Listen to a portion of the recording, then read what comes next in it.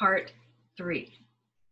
I thought I would just do a quick addendum, put in some parts that I forgot, clarification, read a little bit from the book here. The book. Okay, all these things popping up on my computer. So I ended on such a horrible note. I hope this is more uplifting. So at this stage in the journey, this whole journey turns into more of a seeing and knowing. It's all about how you see and the knowing that comes with it. No more experiences, it's just seeing and knowing. I had to put it on pause. So where was I? Seeing and knowing. And I totally understand this. And this is what happened to my seeing right after the initial no self crack. My seeing was at that point, I could not focus on objects. I know that sounds strange, but I would go to focus on an object and I couldn't. And I thought when my mind was going crazy and I thought, oh, I just can't focus. No, I literally, and I thought I was kind of, I don't know what was going on. I thought I was going crazy, but she talks about it in this book. So that she couldn't focus on objects. And I totally experienced that. And when I was interacting with people, and this was during the time I was feeling totally transparent, empty, the void, I couldn't focus on objects. And when I was interacting with people, I was kind of laughing, but all I could see was the emptiness. And I've heard other people say this, so this is nothing new. And then something happened. These happened very quickly in one day. And this is, I believe, when awareness dropped into my belly. Suddenly, once again, I could see objects. And I was like, oh, I could see objects. And then almost immediately after that, I could simultaneously, I was seeing object and subject. The space and the object. You know, we walk around on a daily basis and all we're focused on are the objects. We can't see this space that's right here, but I can now, and I see them both. And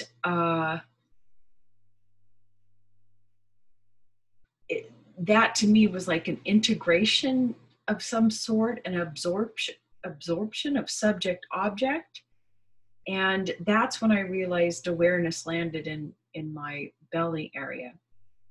I don't know how that happened, but it also removed that void feeling, that emptiness. I feel full, like there's fullness here again, but everything else out here feels empty.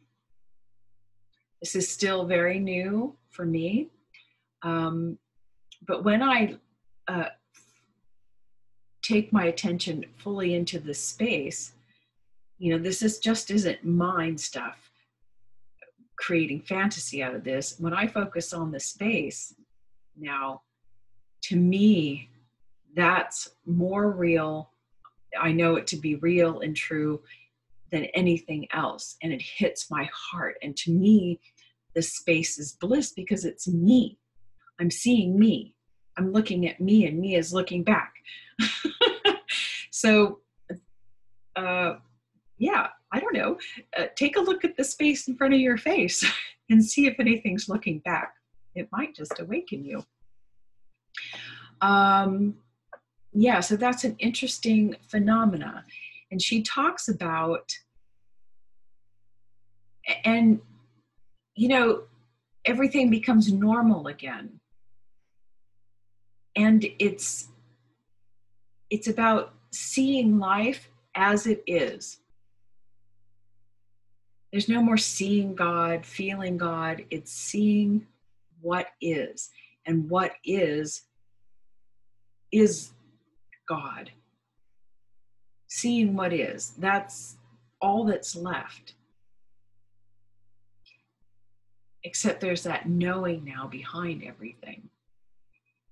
It's kind of difficult to explain. But anyway, so this is, I guess what I'm in is what she terms the passageway. And I wanted to leave on a high note here. After the passageway, then you enter into something called para-Brahman. And I guess that's the full embodiment of awareness. So right now, awareness has hit me in my solar plexus, is throwing up all kinds of stuff, burning away desires, identifications, etc. God is dead. Oh yeah, I wanted to read that she also says God is dead, that I'm not crazy.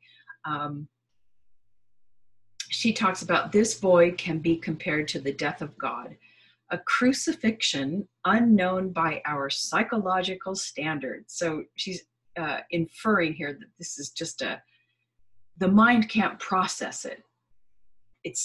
And that's what's happening. My mind, ego cannot process what's happening.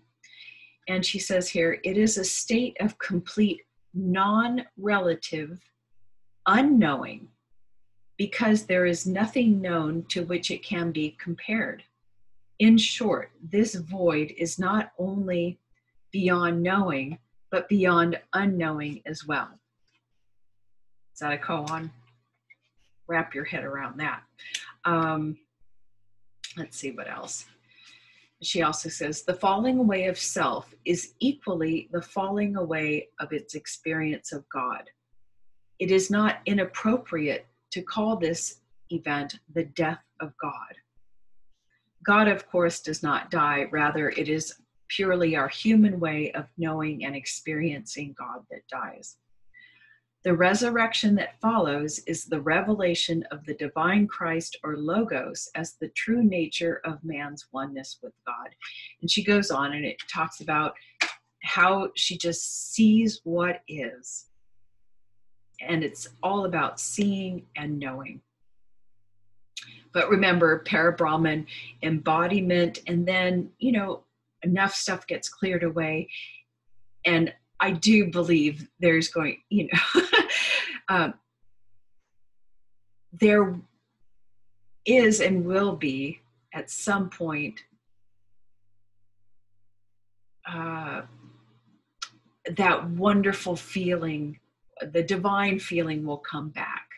Experience of God or bliss or whatever those feelings that you were looking for in the beginning will become part of you. As enough stuff clears away, then those Siddhic frequencies can manifest in your body. Maybe not all the phenomena and gifts, but the frequencies within you will manifest. So don't let my part 2 scare you away. It's all worth it, I think. Let's see. Is that it? Oh, I wanted to tell you, yeah. So this awakening of the solar plexus, it is happening. It is absolutely happening. There's all kinds of things going on. So my solar plexus is waking up, little bits and pieces here and there. As I'm walking around, and my awareness is here, but my focus tends to, it is habit for the focus to be here or attention to be here. But I'm remembering more and more. I'm having a cat jump up here. Hello, say goodbye. That my focus and attention is remaining in my belly more and more. And when I do that, wow. I am more consistently I'm almost feeling like a native, like a person in a native tribal community from a long time ago. I can feel the web, my connection with everything in nature. It is, wow. but I don't feel it in a oneness. Of course, there's a oneness feeling, but I don't feel it like unity. I feel my placement, how we're all connected. I feel like this web of movement. And just the other morning, it just humbled me, because in one instance, I immediately saw how the human ego mind has created all these false beliefs that we're special, because we have speech and we can communicate and self-reflect. We think we're special, we're above nature, all this sort of stuff. Even at the subtlest levels, we think this. And I saw it, and it humbled me so much. And I also felt, no, this is going to sound weird, my animal beingness. You know, we're humans. In the evolution of consciousness, there is no human kingdom. We are part of the animal kingdom. We are an animal that is experiencing now its evolutionary consciousness of being connected to the celestial. So it's animal and celestial combined. There's no human kingdom. And I felt my animal nature. I know this is going to sound weird, more animal than human, or that false ego human construct. Anyway, I can imagine what it felt like, or would feel like, to be so connected with nature, to know your place, to know when to move, to know your equality. Oh, it's heavenly. So I can imagine when enough, I'm sure there's a percentage of us that begin to awaken that solar plexus.